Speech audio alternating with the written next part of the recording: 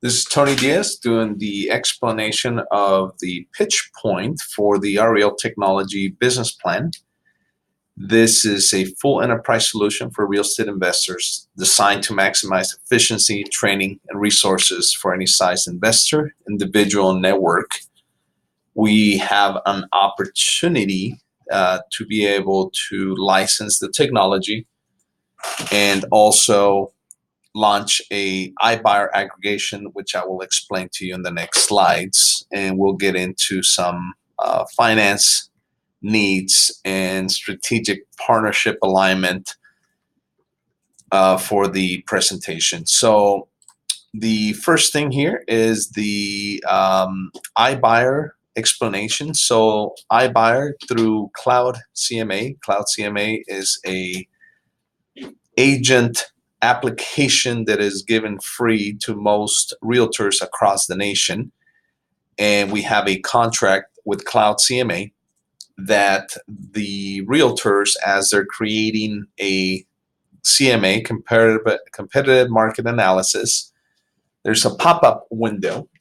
So as the agent is doing their CMA through their local MLS and they're transferring the data to generate this CMA, competitive market analysis, and this pretty format that the Cloud CMA services provides, if the property fits the criteria based on location and price point, then there's a pop-up window that it's given to the agent that says this property qualifies for cash offer.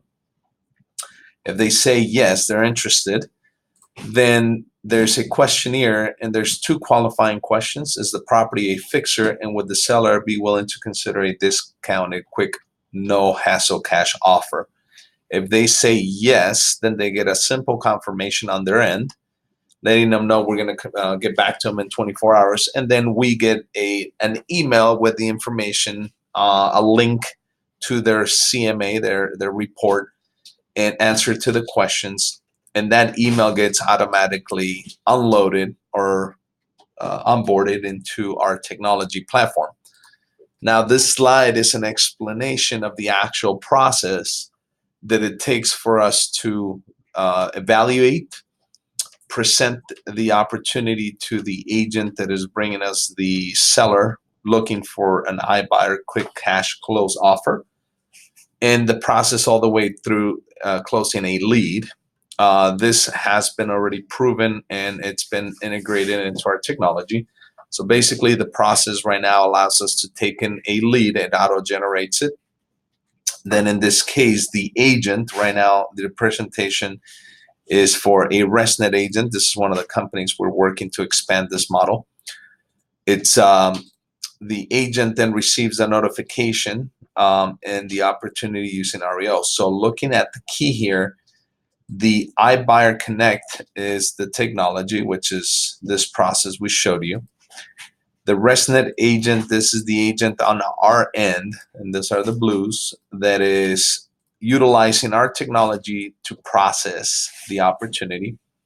The green is the actual technology platform itself that is processing a workflow. You have the investors, and then you have the listing agent. So something to keep in consideration, the listing agent in this case is the agent who is bringing the opportunity to us through the Cloud CMA application. And when I refer to the ResNet agent, that is the local agent that is processing the opportunity to send it out to our local investors. I'll get into this process a little bit more, but I want to make sure you understand the ResNet agent is the internal agent using our technology, and the listing agent is the agent that is bringing in the seller looking to sell their property.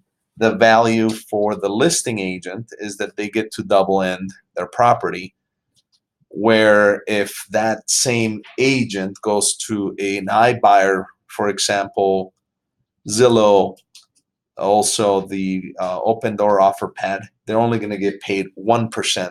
We're offering a double end, which can be up to 6%, so big difference. And the key here is to provide multiple offers versus one. Very quickly, I'm going to go through this so you understand the process. I'm not going to get into a lot of detail.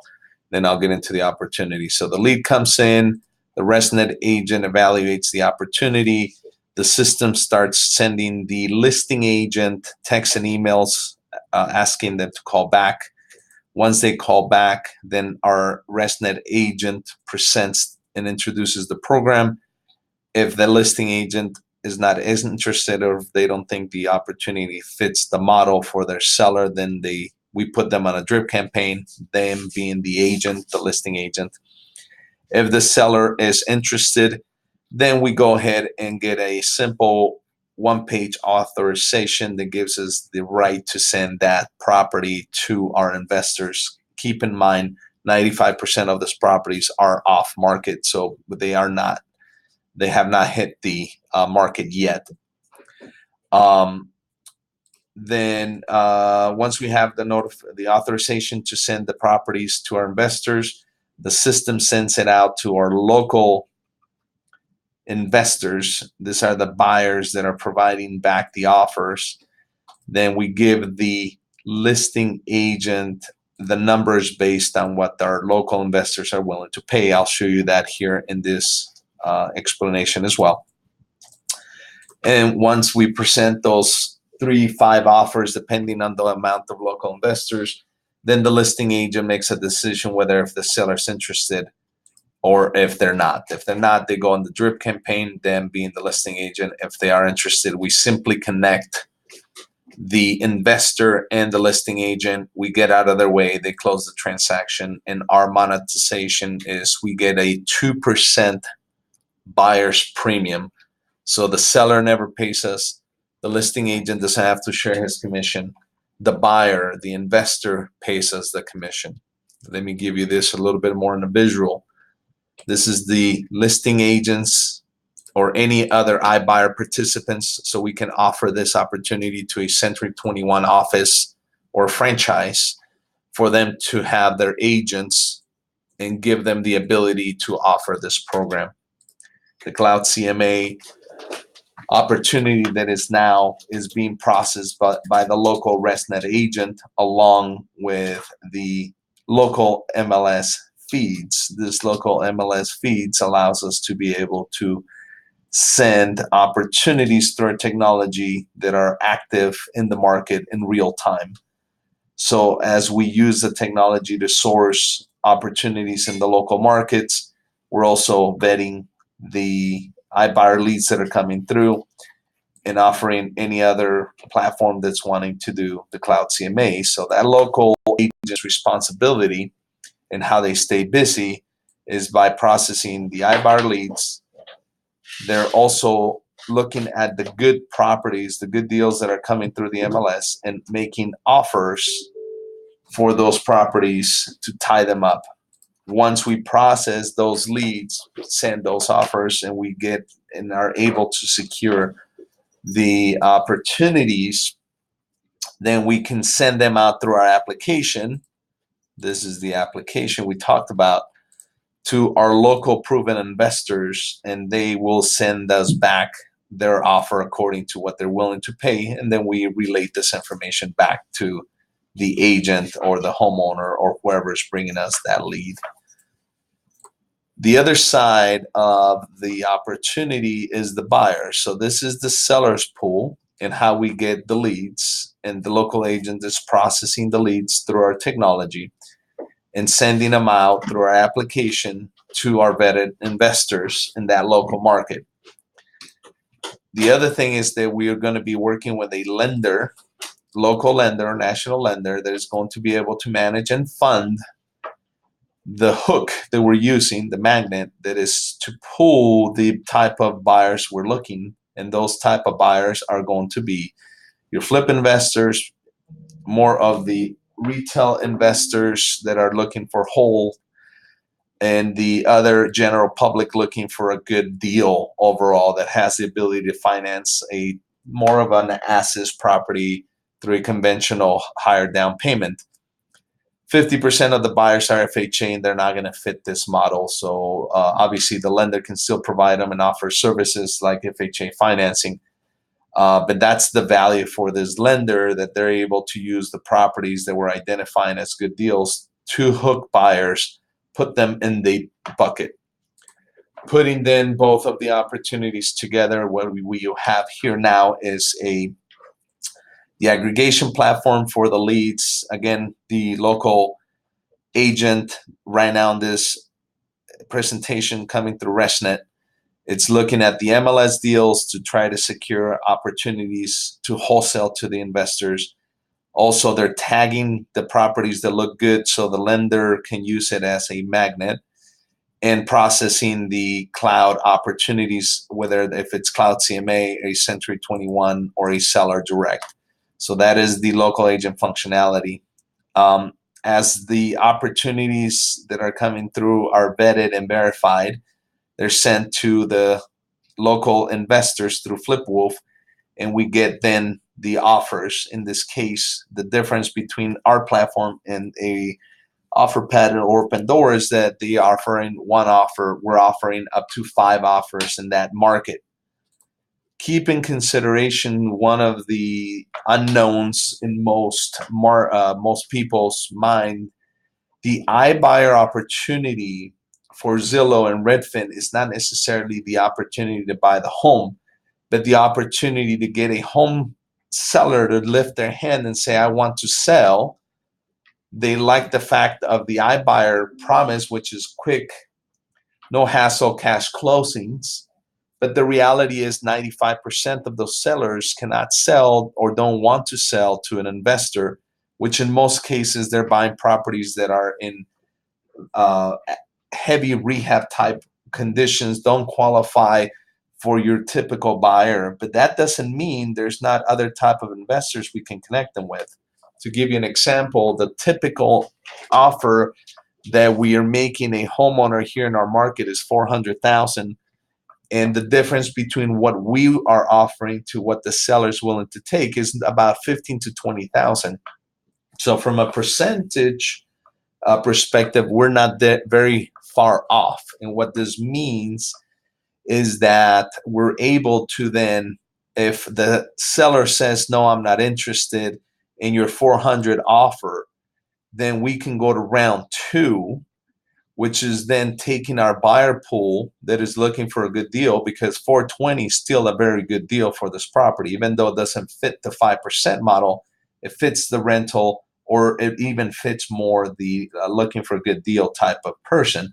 So the lender would have an ops city type referral that is going to be given back to this agent that says, hey, listen, our buyers, our proven local investors are paying 400, but we have more of a conventional buyer that we're going to refer to you that is willing to pay 420 as your seller's requesting.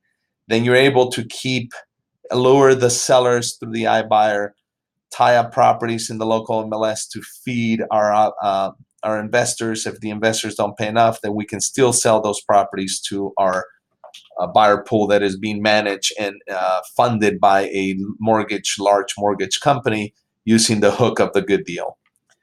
If you needed more explanations, I'm glad. This is the monetization of who's getting what. So for example, the preparation based on the iBuyer lead, the Cloud CMA provider, let's just say this is a Century 21 franchise, they get 35% of the 2% fee that is being charged to the buyer. What this means for us is that there's a vested interest for that franchise to then utilize our platform, because they're going to be making money that is not being taken out of the agent's pocket because it's being paid by the buyer. We want to retain 30%. The local agent that's processing the lead, in this case, this person gets 30%. And then ResNet, for the facilitation of and management of those agents, gets 5%. ResNet is going to then make money because they brought that agent, and anything that this agent's able to find through the local MLS that we are tying up and wholesaling to our proven investors or the buyers, then there's that fee. And this is where ResNet gets to make 35% of that fee. true to the same structure, the ResNet local agent makes 30 and we make 30. So the math for something like this, again, keep in mind that we are paying, the buyer's paying an average of a premium of 2% of a purchase price. So I can show you that table. And then the ResNet's going to be getting the referral fee. In this case, this is the referral for this buyers back to the agent who brought the opportunity. And that referral, like an Opcity, would be retained only by the company that's generating that fee, excuse me. Also, the hard money loans that are going to be provided to these local investors are also going to be retained by ResNet in this model. Moving forward, obviously cost, not a lot of, I won't spend a lot of time on this. Actually, I'm going to delete this. I'll leave it. Form. This is the revenue models that we have specific to ResNet. We have a wholesale model. This is where we use our local ResNet agent to tie up a property and then sell it to our proven investors or our buyers. We are here in the Southern California market averaging $12,000 per wholesale. So we did a conservative 75 on a nationwide level. And we figure that in each MSA, which will have different phases of expansion, we'll be able to have 5 MSAs, which is our first phase. We can do 2 wholesales per MSA per month. So that's 24 times 5 markets. That's 120 wholesales per year times $7,500. And obviously that's only 5 MSAs. We consider an MSA like LA's one MSA, San Diego's another MSA, just so you know, through this exact same model where this, instead of being a ResNet agent, is our internal agents that we've been doing this for 5 years with our technology. We average 3 a month per agent. I'm going off of model of 1 to be extremely conservative.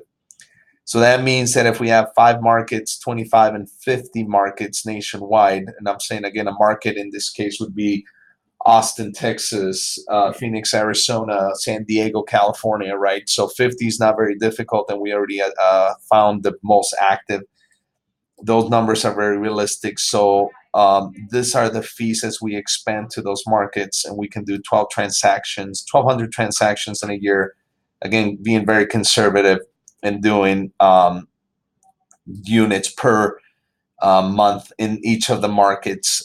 So that's a big, big number for us. And that's how it gets monetized. The other thing is the licensing model is for us to go find 5 investors in the market. So now the licensing model is different. The proven investors and the wholesale model I showed you is for us to use the ResNet agents on a nationwide level to identify these opportunities and tie up properties and then wholesale them to our local investors that are being hooked because they're getting properties also through the cloud, which is very exclusive, so that we have a captive audience. So the other one is a licensing model that would allow us to go out and give 5 licenses to use the same technology, not to necessarily process these leads that are coming through cloud, but for them to process their own MLS leads, for them to make offers for their own business. And we would charge an average of $843 success fee per transaction that is purchased, and a $5,000 onboarding fee. So which means that if I allow 5 users or competitors on each market, so Los Angeles is going to have 5 vetted, proven investors that are buying properties in that market that are much bigger than a mom and pop shop. So ideally it would be investors that are doing about 50 units a year, 30 units a year minimum. So they're sophisticated, they're well funded, and they're going to take our technology to get to the next level. So 5 per market. We'll start with 5 markets, 12, 25, 50, 75 markets at a rate of 5 per market, and doing only 2 transactions per company.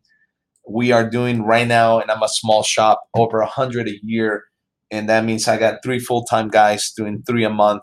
That's what's getting us 90. So again, very conservative numbers, units per market per year times the unit, the MSAs, that's 600. So you can see we can be generating fees on 9,000 transactions. And again, very, very realistic. Obviously, you need a lot of manpower to train, get these people and sell the platform. But I can tell you for a fact that it's been extremely easy to sell the platform, and I approve of those numbers. JV revenue model, this is kind of a secondary, but where we excel. Our concept is to utilize not a coaching or a mentor type approach, but more of a value add relationship to local realtors that are part of our network. There would be this ResNet agents. And ResNet being a field service company, we're going to be able to also find contractors that are looking to participate in flips by being what we call the vested interest investor, which means the realtors and the contractors in those markets would be investing into a flip by providing the capital required for the gap. We would get the financing through our hard money lender. They would bring the gap, which is usually about 13%, which is the difference between the 90% finance of total acquisition plus the points and junk. I'm sure you know that math. But ultimately, the concept is to go out and find 25 of the best markets and do one transaction there as a JV option with those local investors, which are the agents and those local contractors. And this can generate quite a bit of volume. Our expansion table based on the setup, it's going to take about 2 to 3 months to set this up. We started testing and opening markets. We already have a national MLS feed, and then we're going to be going to the second phase, which is to open up the total of 50 markets, start adding vendors and resources, and then start expanding. So this is the hard money volume that we can generate based on the retention rate that you see here. So for example, wholesale model, if we're only retaining 45% of that volume sells based on the math and purchases here, the market share for that's about $137 million a year based on the wholesale model. Licensing model is $1 billion on a 45% market share. If you're providing them the technology and comparable financing, we believe that we can get a fairly good amount share of that particular market. And then JV would be 100% since we're using our own finance. So combined volume is about $1.2 billion once we are able to build this infrastructure. And then we have a potential revenue share specific to 2 sides and the partnership being the monetization. This is the ResNet side, which is the 35% fee of the generation plus the licensing fee, and also the which we're not showing any revenues that are going to be set by the buyer referral or the loan structure. So right now, just out of the wholesale licensing and JV, it's $9.6 million per side to ResNet, $9.6 million to the technology platform. And we have now put together a P&L that is going to be the funding requiring for the initial 3-month setup phase, which is estimated about $130,000. We're willing to go ahead and allow all the initial profits made to replenish the capital that's being estimated to launch this thing, which is $130,000. I'll get into the details. ResNet will be responsible to identify the qualified, mutually proven agreed. Agreed or approved. That's the right word. Staff and resources, and then the infrastructure included to not limited the connection to the MLS, legal, sales, onboarding, wholesaling staff, and all that fun stuff to make sure we're launching. Our function through REO Technology is to make sure we're bringing the technology to the table.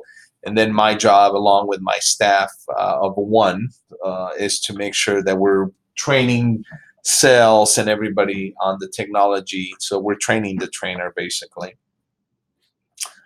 Let me get into here. The financial part of it is based on the expansion. So if you look at this table, we're following that same. It's not exact, but it's close to give you a perspective. And of course, we need to massage the numbers based on whoever we're partnering with to make sure that the numbers are more realistic. So the cost to set up this particular MLS pilot, based on actual numbers, is about $30,000, and then the costs continue to expand and grow as we're opening markets. Legal, just a placeholder for us to have service agreements for the individual licensees of the technology, listing agents, investor contracts with the local investors, and also the REOtech agents, and then NCNDs and things like that. And we figure each market's going to require a very an update, so those are placeholders. This is the most important item, the staff.